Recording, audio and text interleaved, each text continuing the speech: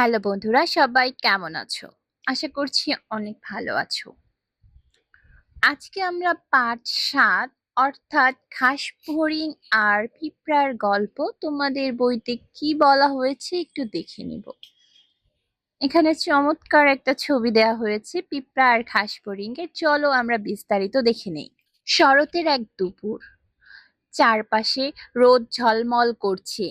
তখন একটি ঘাস ফড়িং ঘাসের উপর তিরিং বিরিং করে খেলা করছিল। ঘাস ফড়িংটি দেখতে পেল একটি পিঁপড়া রোদের মধ্যে বড় একটা বোঝা টেনে নিয়ে যাচ্ছে। সে পিঁপড়াকে জিজ্ঞাসা করলো, কি সুন্দর দুপুর, আলোয় চারদিক ঝলমল করছে, এমন সময় তুমি কি করছো? এসো আমরা খেলা করি। পিঁপড়া বলল, না ভাই, আমার অনেক কাজ। ঘাসফড়িং বলল, কি কাজ তোমার? পিঁপড়া বলল, শীঘ্রই শীতকাল এসে যাবে, আমি তখন ঘর থেকে বের হতে পারবো না, তাই গরমকাল থাকতে খাবার সঞ্চয় করছি। ঘাসফড়িং হেসে বলল, শীতকাল আসতে এখনো অনেক দিন বাকি আছে, এসো আমরা খেলা করি। পিঁপড়া বলল, না ভাই, তুমি তোমার কাজ করো আর আমি আমার কাজ করি। ঘাসফড়িং ভাবলো পিঁপড়াটা খুব বোকা। এই ভেবে সে একা একাই তিরিং বিরিং করে খেলা করতে লাগলো। দেখতে দেখতে শীতকাল এসে গেল, সূর্যের তাপ কমে গেল, চারপাশ কুয়াশায় ভরে গেল। তখন ঘাসফড়িং আর খাবার খুঁজে পায় না, খেলতেও পারে না। তখন সে পিঁপড়ার বাসায় গিয়ে বলল, পিঁপড়া ভাই, আমার খুব ক্ষুধা পেয়েছে, আমাকে একটু খাবার দেবে? পিঁপড়া বলল, আমি আমার খাবার সঞ্চয় করেছি, তোমার খাবার তো সঞ্চয় করিনি। তুমি গরমকালে খাবার সঞ্চয় করনি কেন?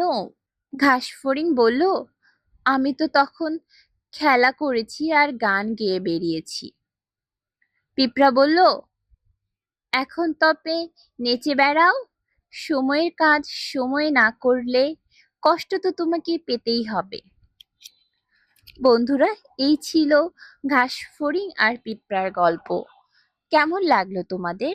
যদি আমি একটু সারসংক্ষেপ করি তাহলে হচ্ছে, আমাদের অবশ্যই সময়ের কাজ সময় মতো করা উচিত।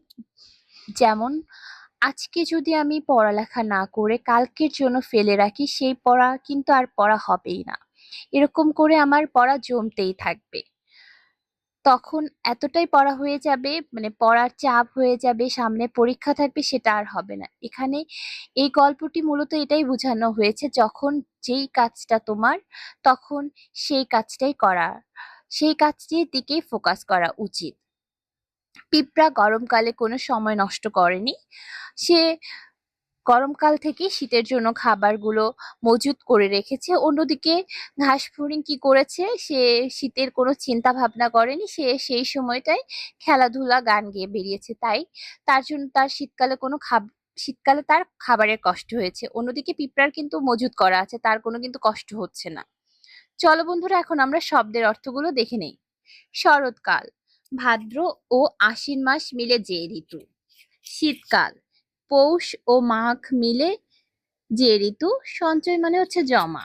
তো বন্ধুরা, এই ছিল তোমাদের আজকের গল্প। গল্পটি আশা করি তোমাদের অনেক ভালো লেগেছে এবং তোমরাও পিঁপড়া পিঁপড়ার মতো হবে নাকি ঘাসফড়িং এর মতো হবে, তোমরা সেটা ডিসাইড করো। আর কমেন্টে জানাও তোমরা কার মতো হতে চাও।